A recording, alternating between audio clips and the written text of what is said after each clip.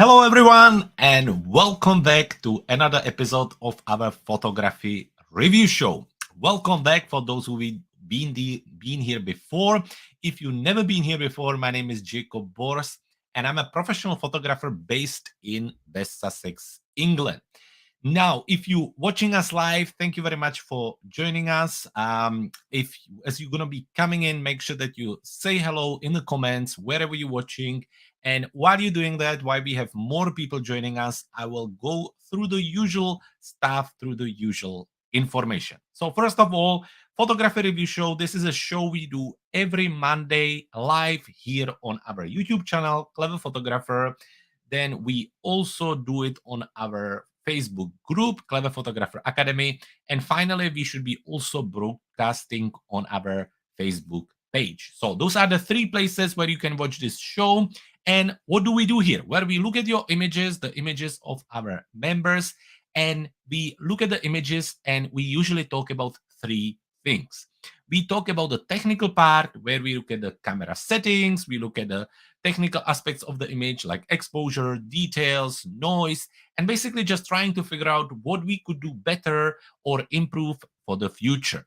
The second aspect of the image we look at is the artistic part. This is difficult to measure, but I try to share some tips and tricks on what I think should be done a little bit differently.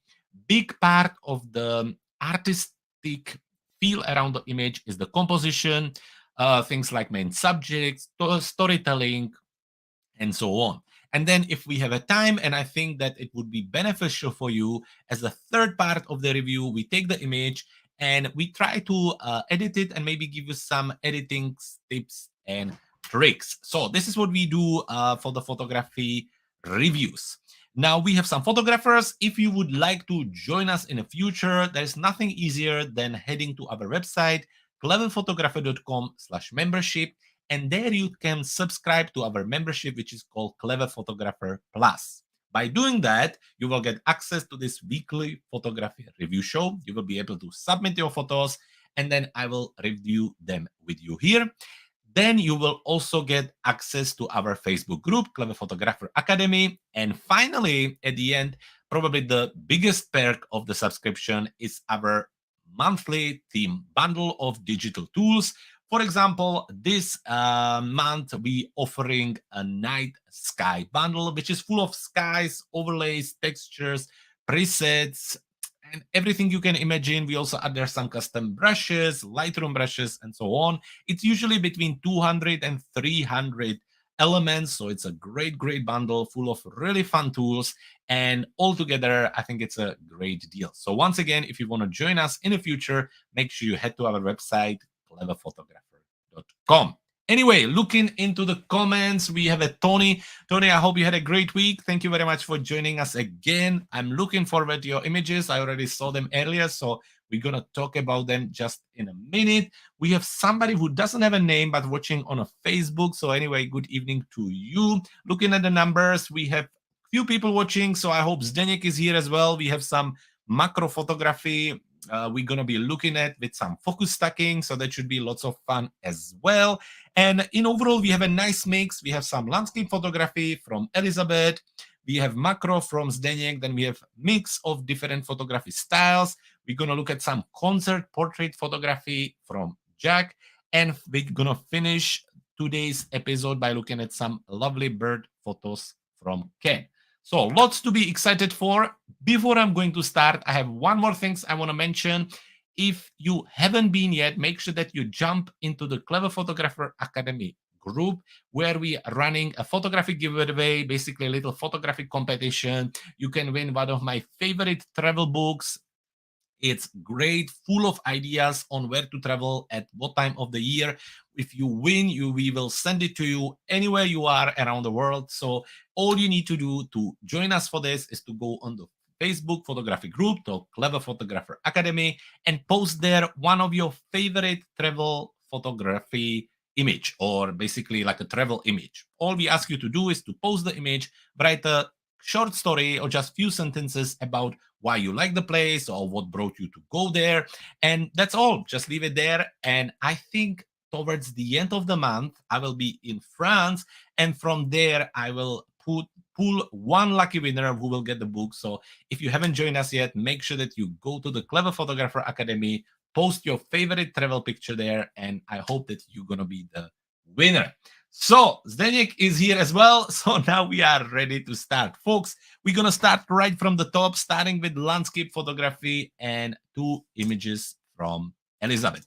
By the way, I should mention that the application we're using for the photography reviews is Luminar Neo. If you haven't used it before, don't worry about it too much. Basically, we're going to look at the images here, and then if I give you some editing tips and tricks, you will be able to apply them in any other application. So don't worry too much about it. But what we're looking at is Luminar Neo, amazing application, which you should definitely give a go. So we have 2 images here from Elizabeth, starting right here. And as always, we're going to start with the technical part. So looking at the camera, Canon RP with the Tamron 28 to 300 millimeters. From the camera settings, ISO 640, 188 millimeters, f14, 1/320th of a second. Now, Elizabeth, for landscape photography, and especially when it's still quite bright, looking at the image, really our ultimate goal is to stick with ISO 100 or as close to it as possible. This way, we will avoid any additional digital noise, which will really help us.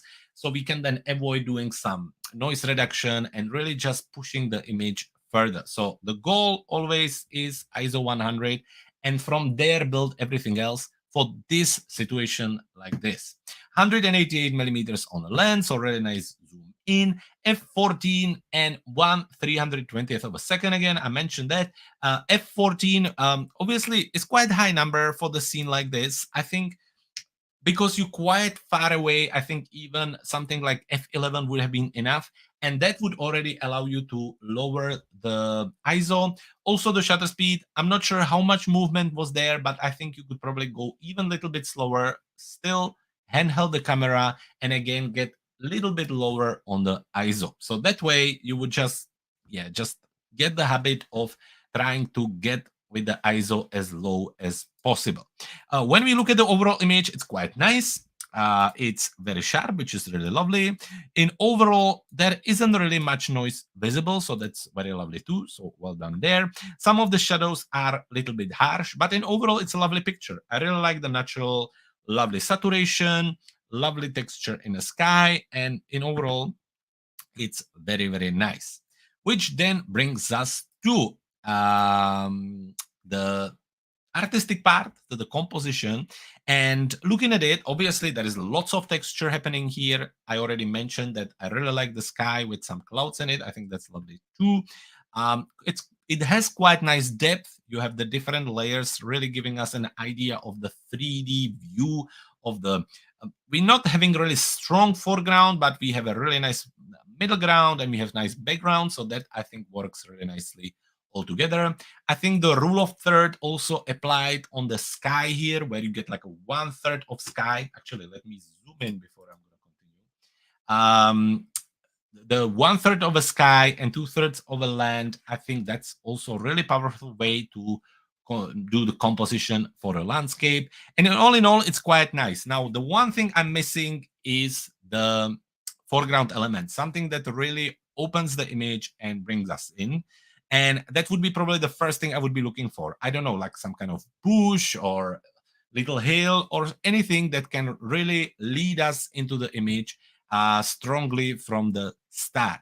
In overall with this image, I wouldn't even be shy to maybe crop it even tighter. I think maybe this part here is not completely unnecessary. So you could do something like 16:9 video crop, still keep the 1/3 of a sky in your image, tilt it a little bit just to have it more straight, and then end up, I think, with something like this. So when I then do that, it shifts around, and I think we lose a little bit of the bottom, which I don't think was giving up too much for the overall composition. But we get these really nice hills here, which now works like a foreground. Then we have the canyon and valley in the middle, and then we have the background of the sky and the mountain. And overall, I think that works really nicely. So all I done is I adjust the framing a little bit, tilt it around, and took it from there. To finish it off, I think picture like this can always get away with a little bit of vignette just to add more concentration and focus on the center of the image to basically just guide the viewer's eye. So this was for this image. Well done there. And now it's time to move to image number 2. Now, looking again at the camera settings, I believe that we're looking at the same camera, same lens. Yeah, coming on with Tamron 28 to 300. From the camera settings, our ISO is a little lower this time on 320, 57 millimeters, so also a little bit wider, f14 and 1/100 of a second. So the shutter speed is slower, hence why we are able to lower the ISO, and you could go even lower here. But the f-stop is still quite high. I really don't think it's that necessary, Elizabeth. So for future, f11, ideally, to get the best of your lens, usually around f7.1, f9, that's really a good number. Then you get lots of sharpness all the way through. But in overall, it's quite nice. No noise again, so that's good. Stronger shadows, and usually it's the shadows where the noise is hiding. So when you zoom in, you can see it a little bit, but in overall, it's quite nice. There is more sharpness on this foreground element here rather than the back, but you can still see some details on the mountain with the snow there. So all in all, I think it's quite good. So that brings us to the composition again. And actually, I have to say that this composition is a little bit more straightforward because you kind of immediately see what you're trying to show. What's the main subject? You have this little mountain with the hills in front, easy to recognize. Where here, you're not 100% sure what you're trying to show us. Now we have this big mountain at the background, which is very interesting, full of texture, but obviously it's too far, it's too dark, so your eyes don't go there. So the first place your eyes goes is this area in front, the foreground, and there is not really much happening there. You're not really having an idea of what you're looking at. Also, we're not really having an idea of a scale. Like this could be few meters wide, or it could be 100 meters wide. So it's a bit difficult to judge what exactly we looking at. So by using a strong foreground, which is easily recognizable by human eye, then you can get away with the a little bit less busy scene like this, where in this case we have a kind of flat surface with some texture, then we have a little bit of valley, then we have some green parts, some mountains and some mountains. So the eyes going around and they are not really sure where to go. So this would be my idea for the next time, which kind of apply to both of the images, and that's to try to look for strong foreground. Really, in landscape photography, from my opinion, when it comes to composition, 90% of the success is the foreground element. Really, if you find a foreground element, you really good. And lots of landscape photographers, including me, spend most of the time looking for that first thing that you're going to place in the picture, because that really makes the difference. Now, on the top, when it comes to editing, I wouldn't really do much differently here. I think it's okay. I actually like the framing here even like more than the first image. I think it's quite nicely done. I really like the panoramatic crop. I think it works specifically for this type of scene. So all in all, Elizabeth, lovely picture. Both of them are great. This one I like. And actually now, since we cropped it, I really like it as well. And it's lovely. So I think from today learning, Elizabeth, focus on trying to lower the ISO. I think tripod, if you can get it, would be great as well. I think it would help you a lot. Keep an eye on your f-stop. See if you can lower it a little bit, like f11. That will help you with the ISO. And foreground element is your homework. I am actually writing composition book, which is called It's All About Composition. And it will be out at the end of July, I believe. So as soon as it's out, I will share it with you guys so you can maybe work on composition as well. So that was Elizabeth, and now it's time to move to Zdeněk. So actually, I got message from Zdeněk saying that these are tests. Basically, we talked about it a few episodes back, saying that Zdeněk is based in South Africa, where right now it's actually winter. So we have to keep behind all his beautiful picture of wildlife and nature, and we have to move to macro photography. So we have agreed that macro photography is the way to go, And it's a learning process, which is great. And I always think it's a great idea, especially in the winter. I think macro photography, uh, pro- this kind of product or item photography is a great way to continue shooting and have a fun with it. So he's done some focus stacking. So let's have a look at the result. Zdeněk, starting with the lavender, I believe. Now the sharpness, looking at it from the first view, is great. I'm really, really impressed there. But starting from the beginning, let's have a look at the camera settings. So Canon 600D 85 millimeters lens. And from the camera settings, ISO 100, 85 millimeters lens, obviously with f4 and 1/160th of a second. So Zdeněk, looking at it, the light is great. I really like the diffuse light. I think that is really lovely. Minimum shadows on the white background, creating a really nice contrast. I'm not sure. It has that kind of little gray fade on it, which I can't really grasp what it is, but we look at it in editing. More what I'm interested in is really the focus, or as we are saying, focus stacking and the sharpness. And I think it's really impressive. I mean, looking at it, I can't really find a piece which wouldn't be in focus. The only thing is that it's so sharp that you can even start to see the table surface in the shadows. That's really interesting. But other than that, it's really cool, really lovely. Now, when it comes to composition, it's really clean, really nice tight shot. Again, using the composition of the three, when it comes to the main subjects or the focal points, 1, 3, 5, 7, they are the numbers that works really well, and they can really create a lovely and pleasing composition. So the 3 is great here. All 3 are in focus as well. So that works really well here as well. So all in all, it's really lovely. The fact that they go here as well create really nice flow through. So I really like it. I think it's really lovely. Now, I'm not sure if the background is 100 white, but then that could be completely my computer. But let's take the image, jump quickly in the edit module, where we can just quickly try just to check with our eyedropper.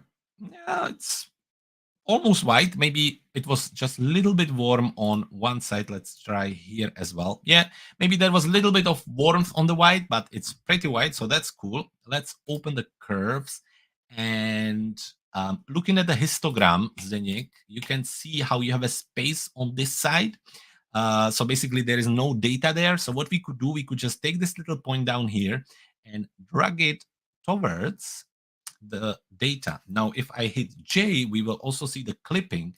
So if I overdo it, you will see that we start to get this kind of areas, and they are burned, overexposed. They will not help us with anything. But when I bring it back a little bit towards the beginning of the curve here, you will see that we're getting more of the white. It looks more clean, and I think it just helps the overall image. We could do the same with the blacks at the beginning just to get the data to the front. We don't want to overdo it, but somewhere around here. I hope you can see it on the screen. Let me show you before and after. And you can see first how we got reduced of the little bit of a warm haze. And now the contrast is crispier. We have a pure white and not pure dark, but we have a really nice contrast between the colors. And I think that looks great. So that was what I wanted to do with the image. If anything, what I would do, I would go into the super contrast, push it a little bit here, try to get the most out of it, just a little bit more. Then in landscape, I was talking about a little bit of a haze. So I would actually apply a little bit of the dehaze to, again, get some of the colors back. And that's about it. That's where I would leave it. Again, let's have a look at before and after. And I think the result like this is quite nice. So Zdeněk, well done there. Zdeněk in the comments saying that he's using macro extension tube. That makes sense. Lovely, lovely result. So let's, on the same note, quickly jump into the second picture, which I believe was created with the same technique. Again, we're using focus stacking, making sure that everything at the front is sharp as much as everything at the back. And looking again at the camera, we were working with Canon M6 with 15 to 45 millimeters lens, or at least that's what it says here. ISO 100, 45 millimeters, f6.3, and 1/125th of a second. lovely setting for the studio, no problem there. So quickly looking at it again, a lovely um, diffused light. So obviously minimum of shadow, everything is nicely lit. I think that works really well. The white background again works lovely. So in overall, Zdeněk, I quite like it. We get a little bit of shadow in front under the board, which is lovely. So sharpness is good. Minimum of noise or none.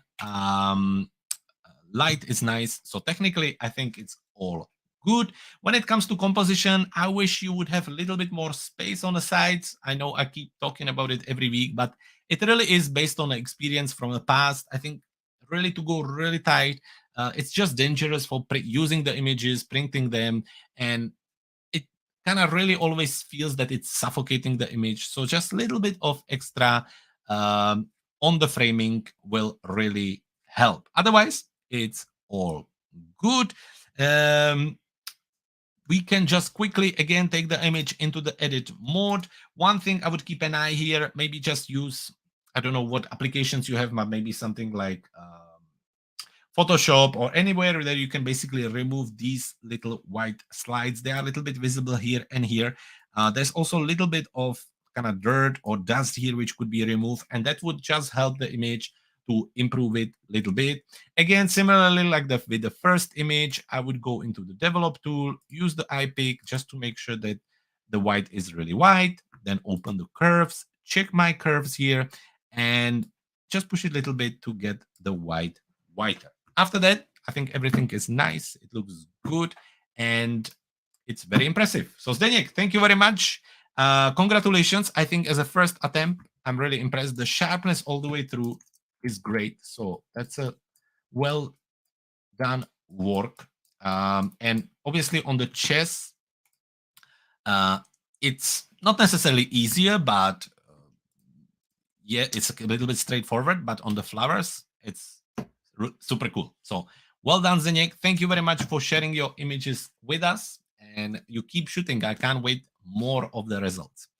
I wonder if you want to try maybe to experiment or start with the different backgrounds as well, maybe to try to introduce some colors or gradients or something like that. For example, there is, you can obviously find lots of examples on the internet of maybe like a fruit on this kind of artistic background that looks really nice, and when it's done right, it can really look very pretty too. So just a few ideas. Moving on, Donna. Donna, we have two images. We have a horse here on this lovely field, and then we have a beautiful beautiful capture of the panorama here. So starting with the first image, Donna, looking at the picture, what we have here. Nikon Z6 with the 100 to 400 millimeters lens. And from your camera settings, ISO 250, 400 millimeters, f5.6, and 1/400 of a second. So from the camera settings, yeah, little higher ISO, but for the wildlife or for moving animal, that's fine. For the 400 millimeters, obviously really punched in. f5.6 giving you actually a really lovely depth. I really like that the background is a little bit soft, but it's not crazy blurry. I think that doesn't necessarily work. So I think this works really nicely. It just seamlessly continue through the scene. And with a little bit of softness, it gives us a really nice background for the overall picture. And 1/400 of a second just gives us really nice and sharp image. There is tiny bit of movement on these parts, or maybe that's like there's some parts are really sharp and some parts are just tiny bit shaken or moved, and that could be with the f-stop or anything like that. But in overall, I think the picture is really nice. Again, lovely how the sharpness is in this area and the foreground is a little bit soft. I think in overall it works all well. Looking at the light, it is a little bit harsh. You can see some of the strong highlights. I quite like how you worked with the shadow. So even though the light is quite harsh, there is not much of a strong shadow there. You can just see the one part under the horse, and that's it. So it's not distracting at all. And I think it actually works quite well here. So very, very lovely capture. When it comes to composition, you know I'm a big fan of this crop of the 16:09 or similar, when it's very panoramatic. I think it's very storytelling. It's very much pushed on the subject, and it can work really well. So this is definitely the case here. Also with extra active space in front of the subject. When it comes to animals, people, you want to keep some space in front of them where they can basically walk into. It really helps, and in this case, the fact that there is extra space in front of the horse really make nice storytelling composition. Otherwise, it's all good. I don't necessarily think that there is much to be done in post processing. It's very natural. I think a little vignette would help. Again, I would maybe play around with a bit with the highlights, maybe just bringing them down even more. The shadows are fine. Maybe a little extra contrast could work. And when it comes to the temperature, maybe not warmth, I think. So then maybe just a little bit of tint, because you're getting a little bit of green haze into the horse itself. If we would want, we could add a little bit of vibrance, and I think that's about it. It's really lovely.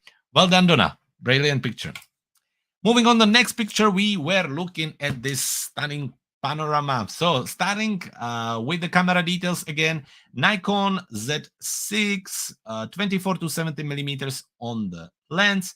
And from the camera settings, ISO 100, 42 millimeters, f16, and 1/8 of a second. ISO 100, brilliant for a landscape photography, exactly what we're going for. 42 millimeters, nice. That's a nice lens, nice punched in. Still wide, but not crazy wide, so we don't get too much distortion there. F16, yeah, really kind of getting details all the way from the front to the back of the mountain. So that's crazy. 1/8 of a second, giving us quite nice slow exposure. We have a lovely, fluffy sky, plus we have quite nice reflection in the water. So in overall, it's lovely. I think personally, it's just touch, maybe like few seconds or 10-15 seconds too late. You can see how the light is starting to be really flat. We have still a little bit of light on the top of the mountain, but after that, everything is pretty much same lit, and it's just lost a little bit of its power, but still it's a lovely picture. Now, talking about composition, there is I found the foreground, the busy foreground, a little bit distracting. And I think it's a little bit of a shame because it takes away a little bit of the reflection. So for a future, what I would do, I would maybe do like a two-step in front and then avoid this altogether. Just focus on the reflection. Maybe also two steps here. I don't know what the position was or what you could do. But I think this as a foreground element is not 100% necessarily. I think if you would have been closer and just avoid it, I think more would have been happening there and it would be a little bit more powerful. This is just a lot of busy stuff which I think take attention away from the main subject, which are the mountains. Now looking at it, just quickly bring in an edit module. You're getting some blue haze on the mountains, so I would maybe try something like a remove color cast slider, which works quite nicely on that. You can also go in the HSL panel, use the saturation slider, and just take the blue and bring it down a little bit. If you adjusting the sky at the same time, what you can do, you can then just very simply use brush and just use the brush on the areas where you want to remove all this blue. I'm going to do it just very quickly, but of course that you could take extra time, but basically something like this. Again, making sure that the mountains are covered. And that way we remove this blue haze and just focus on the rest of the image. Everything else, we can try the enhance AI, see if it helps a little bit. And as always, a little vignette would go a long way. Donna, I hope this was helpful. A few tips and tricks on different things. And I am looking forward already the next images you send us over. Now, this brings us to John Lister. John, first of all, when I was uploading the images, I thought I perhaps saw this image earlier, and I did see similar image last week, which is right here. So let me just drag it into the same folder, so then we can see them next to each other. Obviously, it's not the same image, but it's a similar composition. And then when I was looking at the image, I thought the sun is quite powerful, but when I look at the first image, I actually like this image more, even though second image is technically better. You can see that the cranes are sharper and there is more details and it's all more refined. The first image was much simpler and much more powerful for me. And the reason is that I think the sun there, even though it's nice, it's a little bit overpowering. It takes lots of attention away. And I think I would have preferred this image or this composition there. But still, we're going to quickly look at it. Obviously, looking at the camera details, Nikon D7100. That's why this was with the phone and this was with the camera. That's why the quality is much better. With the camera settings, we are on ISO 100, 200 millimeters, f9, and 1/320th of a second. So now from your camera settings here, ISO 100 is spot on, 200 millimeters, obviously being punched in like this, really zoom in, giving us this really nice silhouette effect. F9 is fine, and 1/320th of a second gives us really nice details. Actually, I can see the details all the way through. You get a little bit of glow around some parts of it, but that's more the camera. And with the F9, you get starting a little bit of the sine rays here and also the glow, which is quite nice too. So in overall, it's a lovely picture. And I think maybe the problem is that I saw this picture earlier. So two compositions, this technically much better, much sharper. Things work much better here, where this one is much simpler. And I think this brings more focus on the industry part and so on. In overall, the composition is nice. Again, like I said last time, the sky is powerful and the sun going through these cranes, really kind of industrial look, which I think creates a really nice emotion. No, not necessarily nice emotion, but an emotion which gives you a nice contrast between the nature and the building. So in all, lovely picture, well done, well captured, just different things. Which then, John, brings us to your macro capture right here. And it's you have the flower, and then I was for a moment thinking, what is it here? And that's a butterfly. And then you have some light coming from here, which obviously coming from overlay or maybe a brush or something like this. So we're gonna take it from different corners, starting first with, again, the camera settings. This is a Nikon D7100 with 70 to 200 millimeters lens. Now, from the camera settings, we are on ISO 500, 135 millimeters, f5.6, and 1/200th of a second. So from the camera settings, ISO 500, I think is fine. Obviously, for this type of image, I don't know what the light was. Again, the idea is always to keep it low, but I know with macro photography, it's not always possible. Also, especially, it depends on the light. 135 millimeters is really nice zoom in, and f5.6 and 1/200th of a second gives you interesting light, good level of sharpness. Now the light is quite harsh coming from here, so I completely understand the light rays. You can see some shadows, but as a backlit, it's an interesting idea. With a little bit of shadow here, you can get the details on the flower. However, we see more details on the plants. I'm trying to figure out where is the focus area, because the butterfly isn't in focus, maybe somewhere around here and here. But in overall, I think it's an interesting idea. I think the light is a little bit different. The details are quite good. The noise isn't really there. The backlit works really nice, giving us more details on this part of the flower. But it's just lots happening here. Which brings us to the composition. And with the composition, with the flower, I would probably avoid the butterfly. I don't think it needs to be there. If you're photographing a flower or plant, which is natural living thing, I think the butterfly is a little bit of extra there, but that's my personal opinion. It doesn't necessarily need to be right, but that's what I would do. The light is interesting. I wouldn't necessarily change it, but I think what is a little bit extra is this overlay here. Now, first of all, you can see the edge here, and you can really simply remove that with very soft brush. So you can make your brush really soft and then use masking and just mask it away so it looks a little bit more natural. And then I would turn it around, rotate it a little bit so it looks more like it's coming on the plant itself. However, I always think when you add these kind of elements, you need to answer yourselves, why would they be there? Would they actually be there? So let's say, is there some kind of haze or fog or something that, or dust, something that would basically create these light rails on the image?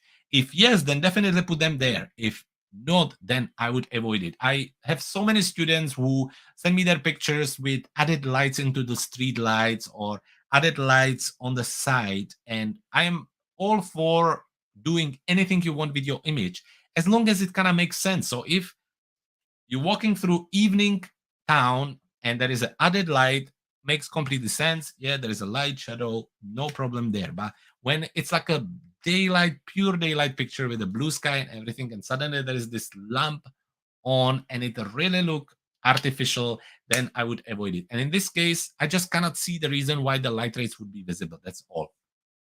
Otherwise, still, it's a lovely picture. I think it's a lovely thing. What I would do then, if I would not necessarily even avoid the butterfly, I think for the cropping, I would go more for like a square crop here to add more focus on the plant itself. So something like this. Now, this is obviously not exactly fitting in it, but I would just maybe place it like this and have this bottom of the flower right in the middle, maybe even turn it around a little bit so it's straight. And I think that would give us really nice composition right there. After that, I would probably add even more vignette just to really close the image and focus more on its center with something like this. And maybe with a little bit of extra warmth, we could get something nice. And we could add a little bit of fade as well with like a matte tool, little bit of fade, just to make it all match nicely together. So this is what I would probably do with it. I would look at the image as a square because I think this coming really nicely from the bottom, going up, creating a really nice shape. I think that works nice. And that's where I would take it. So thank you very much, John, for sending your pictures. It was a pleasure to see them. The cranes are great as well. And I hope to see more images from you in the future.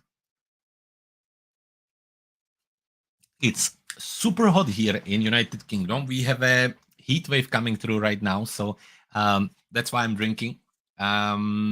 We spent weekend with 26, 28 degrees, which was really lovely compared to some other parts of Europe. So great time for photography and definitely sunsets happening here in UK now.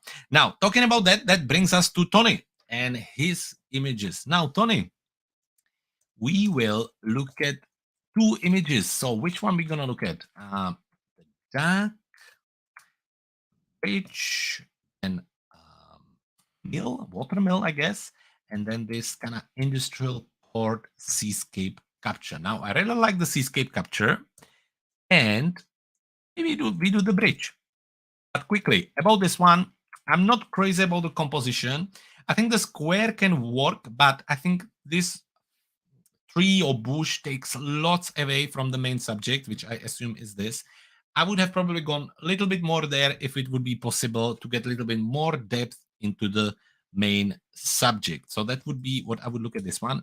And on the duck, although it's a lovely picture, I'm missing a little bit of a sharpness. I'm looking at it and I can see that the top of the beak here.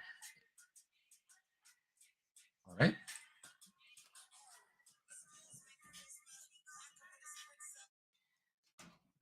And the phone rang. So sorry for that. So coming back to the duck, yes, it's not 100% in focus, although it's lovely. We have to pick just two images. So Tony, let's go for the bridge and let's go for the seascape. So starting with the bridge, what are we on? Canon 50D with 18 to 135 millimeters.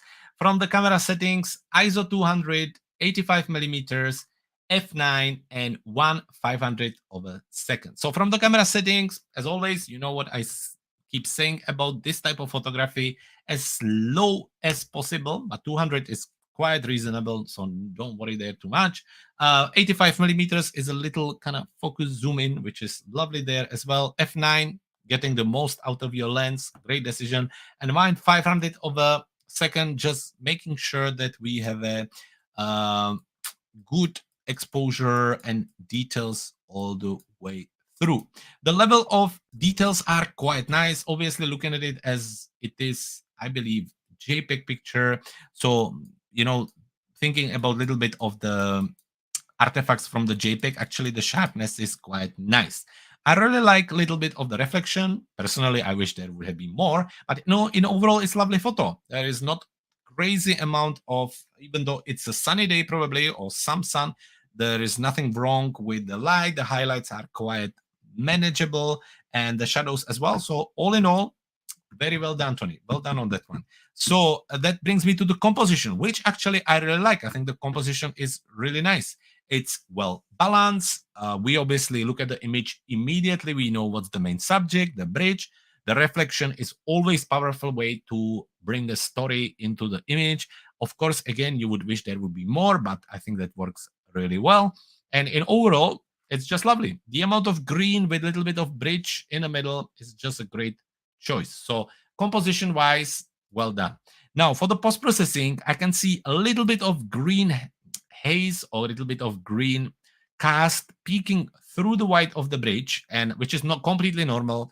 The camera, when you take a picture of image like this with so much green, will start to introduce that color in other aspect of the image. That happens with portraits, landscape, all sorts of images. It happens usually with green, blue, or yellow color. When there is a lot of it, it start to leak in the rest of the image. So the way to adjust it here in Luminar Neo, you can of course adjust your white balance, which in this case, we would like to remove a little bit of the green. So we would go into our tint, and rather than going towards the green, we would go towards the magenta. So if we would do that, that's too much maybe. If we would do that just a little bit, we could make it a little bit whiter. You could also, of course, use the picker and just try to click on the bridge and see if that would help. It didn't in this case, so I think just maybe a little bit of magenta could help. You could also use, again, the color tool here in Luminar Neo, where you can just use the remove color cast, which also helps to remove the green, blue, and so on. Additionally, in any application you're using, there is the HSL panel where you go into saturation and you can just a little bit bring the green down.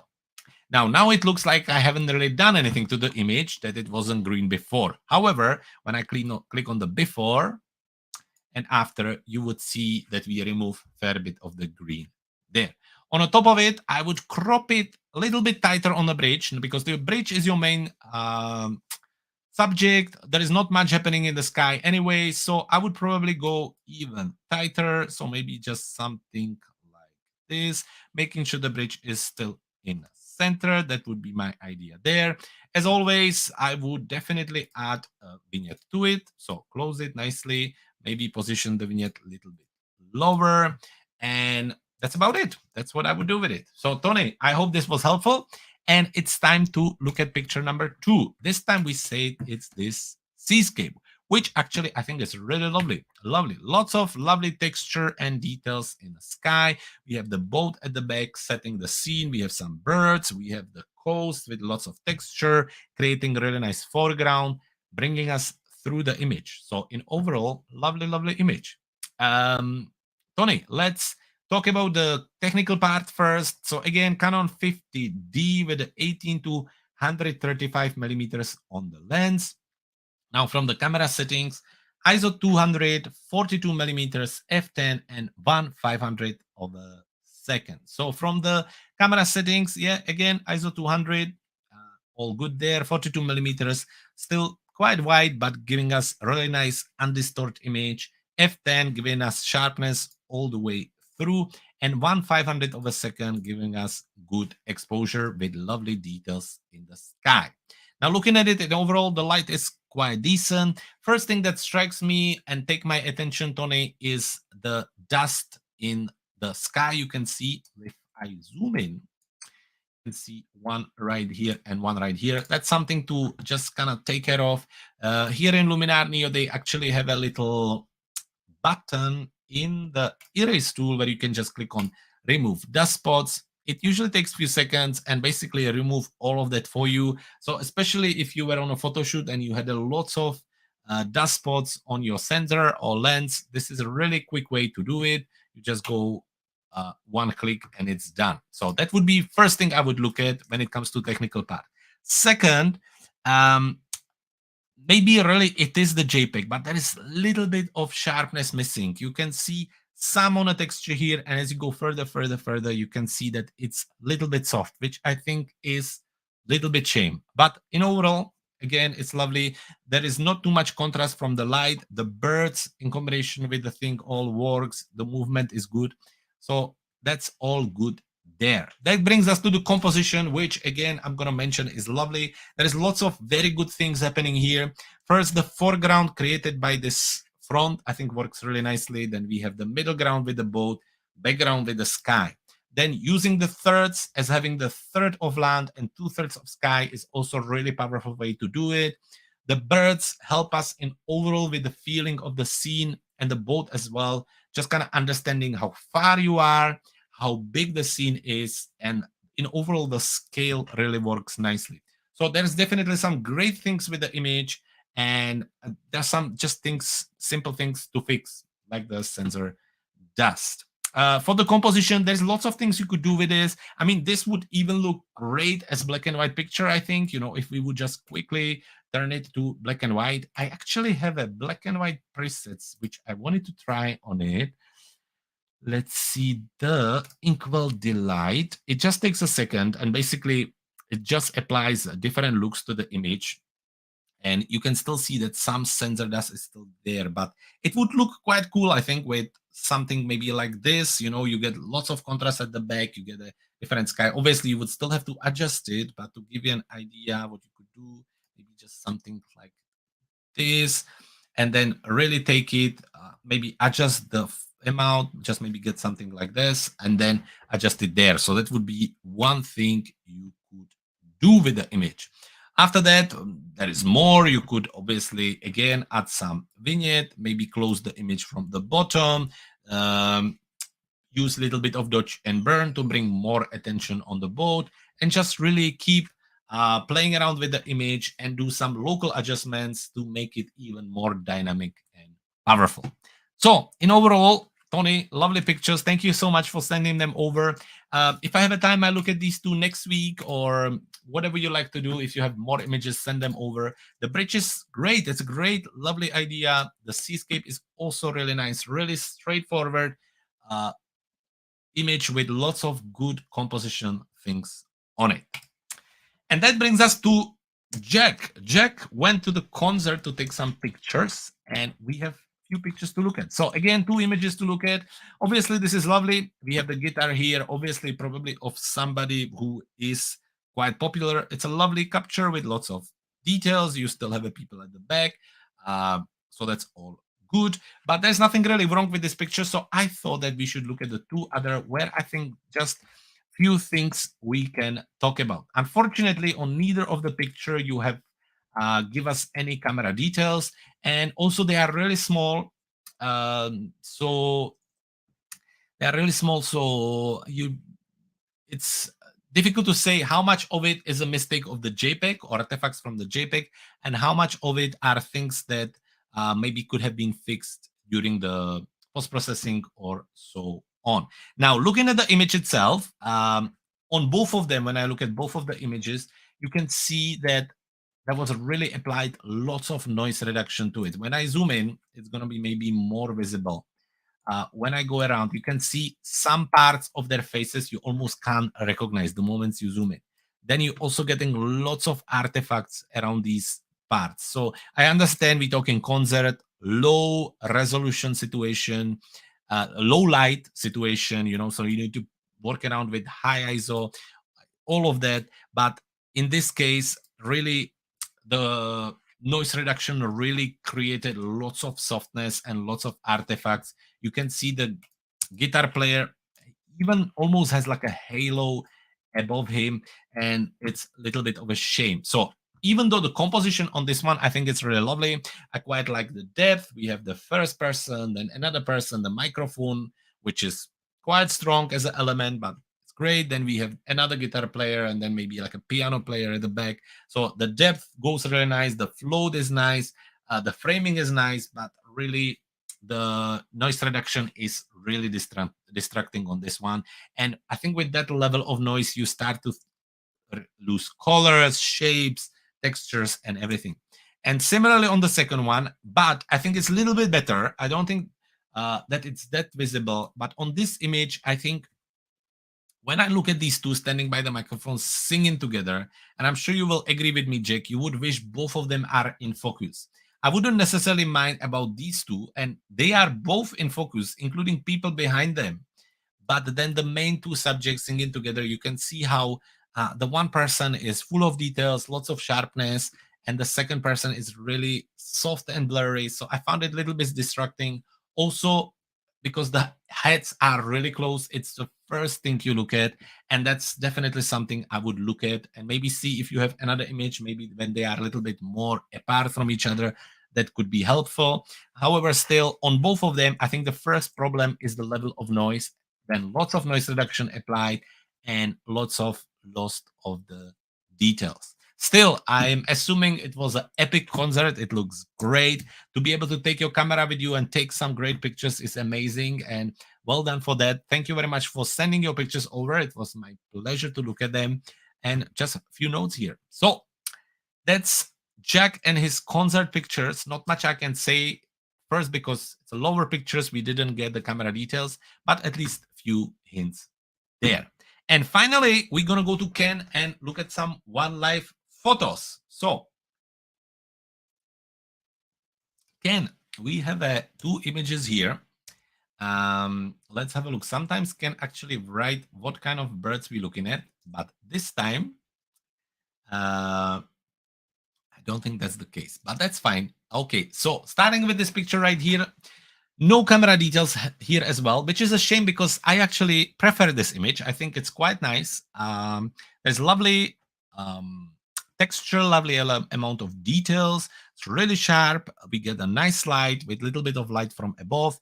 There's a little bit of strong shadow here, but nothing crazy. Still, in overall, lovely capture. There is a lovely contrast with the background as well. Lovely depth of field. And I think this really worked nicely. The only thing I wish, because talking about composition, I wish there would have been more space in front of the bird itself. I think that would really help. I understand the cropping, but since we have kind of lots of things happening here, I think maybe just a little bit of space would help. In overall, again, it's you can see how much details. You can see even some kind of maybe like a spider or something like that. But in overall, with all the colors and sharpness, I think that works nicely. Now with the second picture, we have some camera details. This time it's a Nikon Coolpix, I think. Now the problem with the Nikon Coolpix is that often the data, as you see them here, doesn't really correspond with what the camera setting was. So just kind of looking at it, it was ISO 125, 252 millimeters, f5.6, 1/500 of a second. Now, talking about the camera settings, obviously the nice and low ISO, really punched in on the lens with 252 millimeters, f5.6 giving us nice sharpness and lovely depth of the field, and 1/500 of a second giving us quite nice sharp image. The light is, there are some highlights, but in overall, I think it's quite nice. You get a lovely texture, lovely details. The background is really nice. I really like the fact that you can still recognize it. The contrast between the bird and the background, I think, works really nicely here as well. The green in contrast with the dark, almost black and white bird is lovely, lovely as well. The stick, I think, works nicely. The framing is much nicer here. We can see that we have extra space in front of the bird, which always works for me. And in overall, it's just a lovely picture. Lovely. I'm not sure if we can do much here. Maybe just a little bit of vignette, but not necessarily. With a little bit of highlight on the bird itself. You could use a little bit of details to just make some of the details to stand out. And that's about it. So Ken, lovely picture on this one. The first one as well, just maybe a little bit of space. And for next time, try to send us pictures with a little bit higher resolution, higher quality, and with a little bit more details on how you capture them. So that's about it. 1 hour is gone, folks. Thank you very much for joining us for today's episode of the photography review show. It was a lot of fun. I'm really happy to see as well that we have more people joining us, which is great. I hope that we're gonna see more and more pictures coming through. So I will be very happy to look at them for you. Just quickly, if you wanna join us, make sure that you visit our website, cleverphotographer.com/membership. There you can find out all the details about how to join us for the next episode.